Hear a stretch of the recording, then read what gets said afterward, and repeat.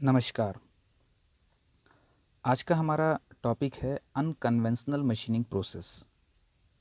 Manufacturing process को अगर हम विस्तार से डिवाइड करने की कोशिश करते हैं तो हम इसे दो ग्रुप में डिवाइड कर सकते हैं। पहला है प्राइमरी मैन्युफैक्चरिंग प्रोसेस और फिर सेकेंडरी मैन्युफैक्चरिंग प्रोसेस।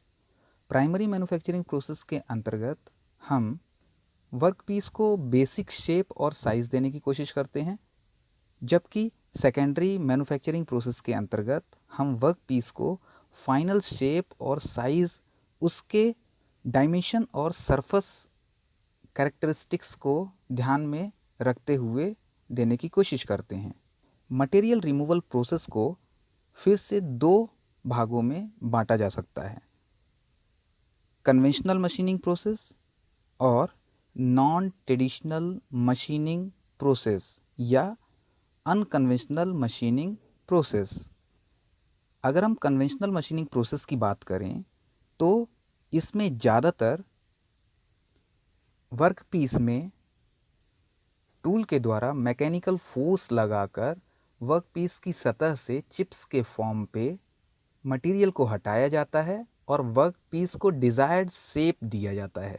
यहाँ पर यह बात भी ध्यान देने योग्य है कि जब हम कन्वेंशनल मशीनिंग प्रोसेस के थ्रू मशीनिंग करते हैं तो कटिंग टूल का मटेरियल वर्कपीस के मटेरियल से ज़्यादा हार्ड होता है तथा मशीनिंग करते समय वर्कपीस और कटिंग टूल दोनों एक दूसरे के कांटेक्ट में रहते हैं। अगर हम नॉन कन्वेंशनिंग मैन्युफैक्चरिंग प्रोसेस की बात करें तो इसमें कई तरह की एनर्जी जैसे मैकेनिकल, थर्मल, इलेक्ट्रिकल या फिर केमिकल एनर्जी या फिर इन सभी एनर्जीज़ के कॉम्बिनेशन का उपयोग करके वर्कपीस की सतह से एक्सेस मटेरियल को हटाया जाता है, अर्थात मशीनिंग की जाती है। अब बात ये आती है कि आखिर जब कन्वेंशनल मशीनिंग प्रोसेस से काम चल रहा होता है तो हमें अनकन्वेंशनल मशीनिंग प्रोसेस की ज़रूरत क्यों पड़ती है?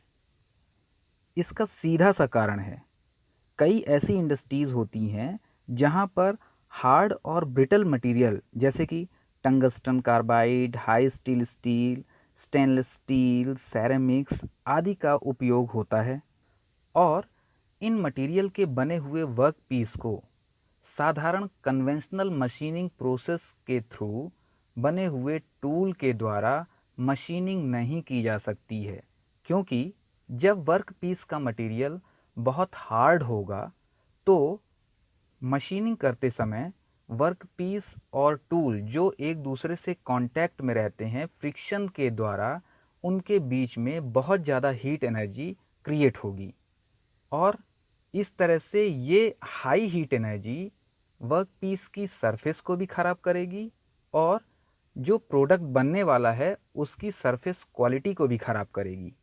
इसलिए जब वर्क पीस का मटेरियल बहुत हार्ड होता है तो हमें वहाँ अनकन्वेंशनल मशीनिंग प्रोसेस की आवश्यकता पड़ती है। हालांकि बहुत से ऐसे मटेरियल भी हैं जो बहुत ज़्यादा सॉफ्ट होते हैं और उनकी मशीनिंग हम कन्वेंशनल मशीनिंग प्रोसेस के थ्रू नहीं कर पाते हैं, क्योंकि कन्वेंशनल मशीनिंग प्रोसेस में चिप्स रिमूवल रेट बहुत ज़्यादा होता है, बहुत हाई होता है और यदि हम बहुत ही ज़्यादा सॉफ्ट मटेरियल की मशीनिंग कन्वेंशनल मशीनिंग प्रोसेस के द्वारा करते हैं तो वहाँ मटेरियल बहुत ज़्यादा ख़राब होता है। इसलिए ऐसे मटेरियल की भी मशीनिंग हम अनकन्वेंशनल मशीनिंग प्रोसेस के थ्रू करते हैं, क्योंकि इस तरीके से हमें कन्वेंशनल मशीनिंग प्रोसेस से ज़्यादा अच्छी डायमेंशनल एक्यूरेसी प्राप्त हो जाती है। Classification of UCM process. Unconventional machining process को हम मुख्यतः 4 भागों में बांटते हैं, मैकेनिकल प्रोसेस के आधार पर, इलेक्ट्रोकेमिकल प्रोसेस के आधार पर, इलेक्ट्रोथर्मल प्रोसेस के आधार पर और केमिकल प्रोसेस के आधार पर।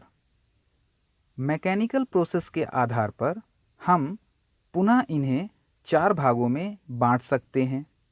ये प्रकार हैं abrasive jet machining, abrasive water jet machining, water jet machining और अल्ट्रासोनिक मशीनिंग।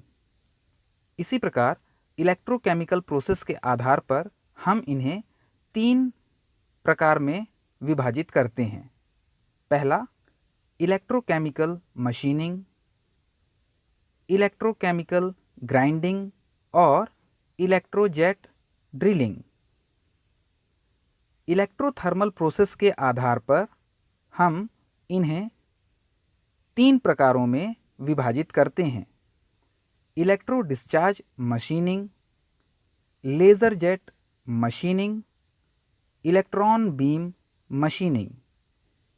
इसी प्रकार केमिकल प्रोसेस के आधार पर हम इन्हें 2 प्रकारों में विभाजित करते हैं। पहला केमिकल मिलिंग और दूसरा फोटोकेमिकल मिलिंग।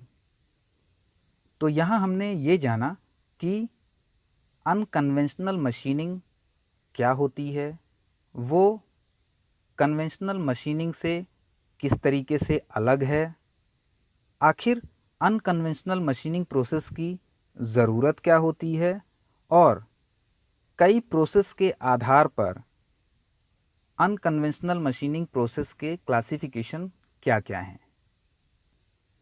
धन्यवाद।